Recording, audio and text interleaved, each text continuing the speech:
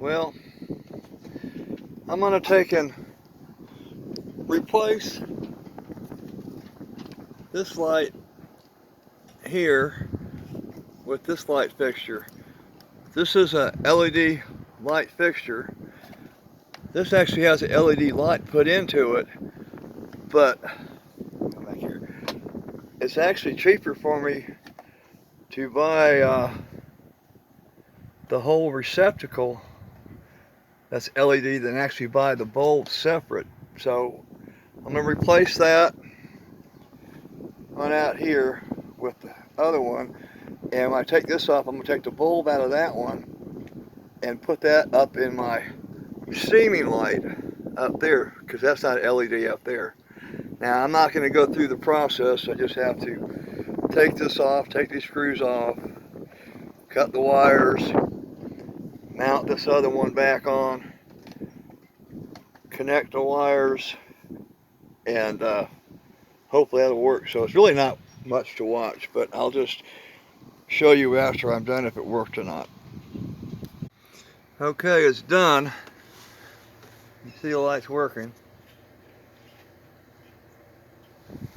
But it wasn't easy. The LED people have to start realizing they can use, I know they only used to use a really fine wire to wire those things, but then us probably have to wire them back into our existing wires or close to it, and they're so fine you just bend those things and sometimes they break. So all you people, if you know anybody or to make comments too about that, I think we really should, because I'm not the only person who's been having that kind of problem with those little tiny fine wires. But that's done. I'll get that bulb, which is right here. This bulb will go up, hopefully it's fit up in my steamer light up there. So all the running lights, anchor lights, steamer light, all that will be LED. All right, bye. Okay, we're gonna do a quick look. Well, I'm here at the office. I'm gonna take the whole box back there, but everybody likes to watch your things, watch you open things up, see what kind of fun stuff we get. Well, here we go. Let's find out. I think I know what this is. Yeah. These are my new ultralight Ultimate 7550. They're cabin fans. They're supposed to be. Pretty little.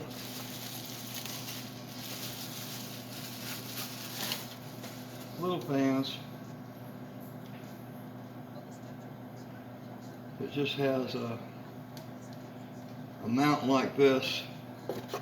I guess the fan just pushes on there.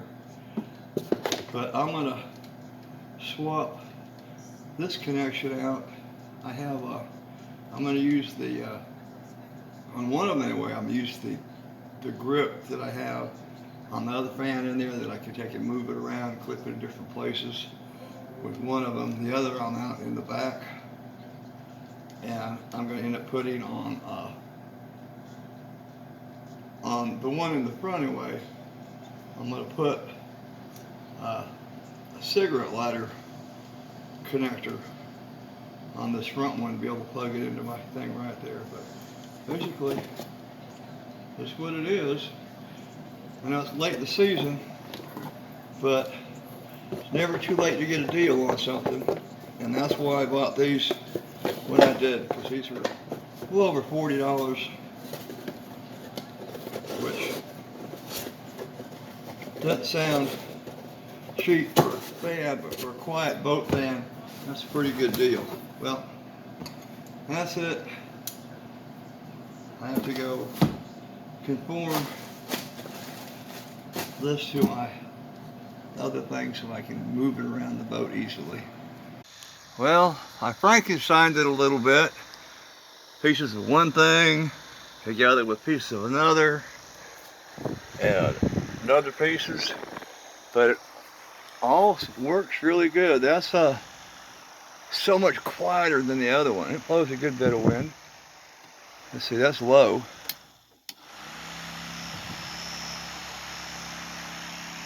Even that on high blows a good bit, but so much quieter than the other one. 40 bucks, oh well. Sometimes you gotta bite the bullet, don't you? Not bad. Let's see, I'll pat myself on the back on that one.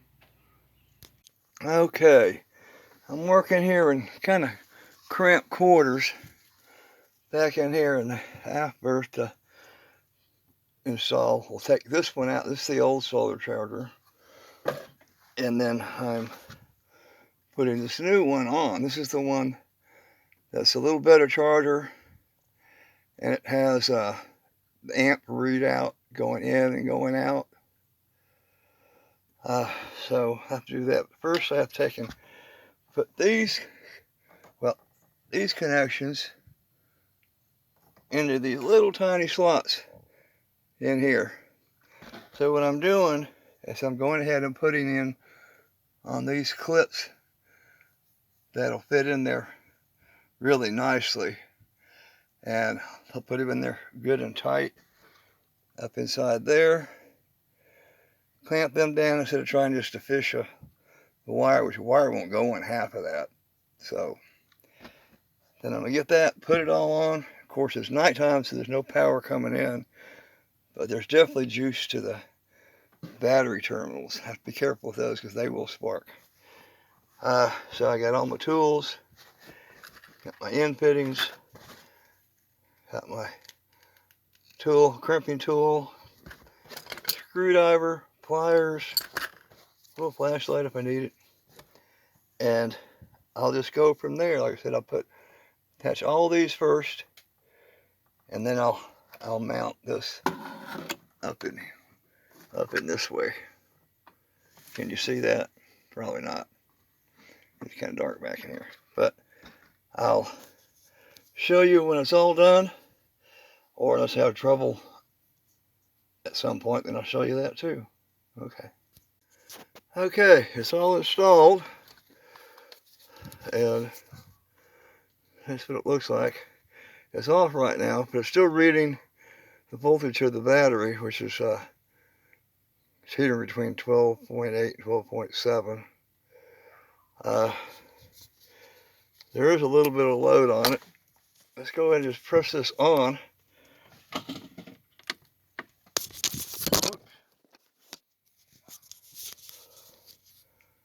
And see what it does. It says output is 0 amps, which can't be right. I've got 2 lights on it. Oh, I should be getting more than, woo! You see that spark? Where's that spark coming from? Oh, a little tiny wire right there. That's not good. Hang on. Well, I think I'm getting, where'd my flashlight go? Lost my flashlight, hang on a minute. Okay, I thought that would read the amps coming out of the battery, but evidently it'll only read the ones coming out of something that's hooked up to these over here. Hooks up to a light or a small fixture or something. In other words, it's not doing quite what I want.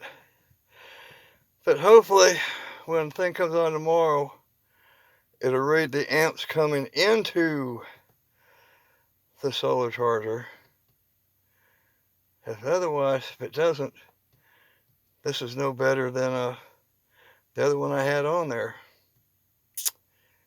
Oh well, it does have extra little ports down there. But we'll see. We'll check it out tomorrow when we get some power on this thing and see what kind of reading I get. And I will try to hook something up to that other thing, see if that's what the amp reading will be. We'll find out. Okay, well I've installed my new solar charge controller.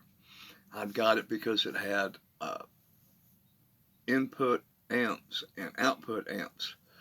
The input amps show it okay with the how many amps the solar panel was bringing in, and it shows what my battery voltage is at the time. Then on the output amps, the output amps is only for the last two connections in there. Just connect it directly up to the solar charger, and they're only good for up to like 2 amps, I found out. So it doesn't report the actual amps from the whole battery system, just what's plugged into the controller itself. So that's not going to work quite the way I wanted, but that's okay. I got it all put in. It's all working good. It wasn't like quite what I wanted, but it's okay. And I did go yesterday, and I ended up getting hopefully the right oil filters to be able to change the oil today and take care of a few other little things. But I'm going to try to attempt to change the oil. Hopefully it's the right one. If not, I'll get back and let you know. But that's where we're at right now. Everything's still in progress. It's all working. One thing I forgot to put in the last little video part was I'm trying to test the solar array and the charging system and the inverter, all that stuff. Make sure that it's going to work for the time that I'm going to need it to. So I started. This is my test. It's actually the 11th today. I've put everything. AC is plugged into the inverter, and I'm running all the AC off of the inverter instead of direct shore power, except for the microwave, because I know there isn't enough power for that.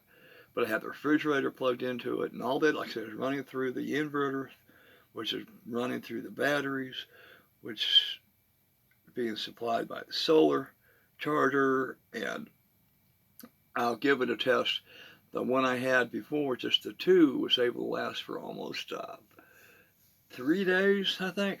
3 days, 3 nights and 2 days before I had actually charged the batteries back up. Hopefully, with I have the 3 batteries in it now, and the 3 solar panels up, 300 watts of solar panels, and of course with the amount of sun we're having, it should be enough to keep this boat going indefinitely without having to have shore power, or if I have to, I can start the engine, and got that finally fixed, that alternator situation. So starting the motor, the alternator will actually charge the batteries back up also. So anyway, I'm going to be testing it out. Like I said, today's the 11th. I'm going to let it run, and hopefully it'll last indefinitely this way. I'll inform you on the results when a few days go past. Well, I did it now. A lot of us do. We start doing something, we get carried away. Well, I was going to take and get the stuff to just redo the covers on these here, on both sides. That side over there too. And I went in to the material site, and then went in and ended up getting enough material to do all the back slides and the cushions, excluding the one that fits on the table. And I also went and got the foam to do that. I was going to use the old foam on it, but the old foam's just nasty and probably got junk and stuff in it. And so I decided to go ahead and to replace all the foam. So I got 4-inch, 3-inch for the back, and 6 inches for the cushions down here. I got the covers, and I bought a little cheap. It's a full size one, but it's only like a $70 sewing machine. So So I can pretty much, another one of the projects, instead of farming it out, I'm going to try to do it all myself. And I spent I guess if you count the sewing machine, almost $600 on just the material and that to do this. But it's probably would have cost, if I had somebody else do it, probably just this little bit here, probably close to $2,000. So I've saved a good bit of money. But I have sewn on a sewing machine in the past. I don't have a lot of room to work with. Cutting the cushion, it's all going to be kind of new for me. But we'll go through the process. I'll go through the process with you when I get to that point. But another one of those things, I bit off more than I'd bargained, than I was planning to. But we'll see how it goes. Gotta have faith, I do. If not, I'll call somebody to give me a hand. I know somebody. I won't mention her name, but she likes to climb poles too. That if I run into trouble, I can always ask her. Isn't that right?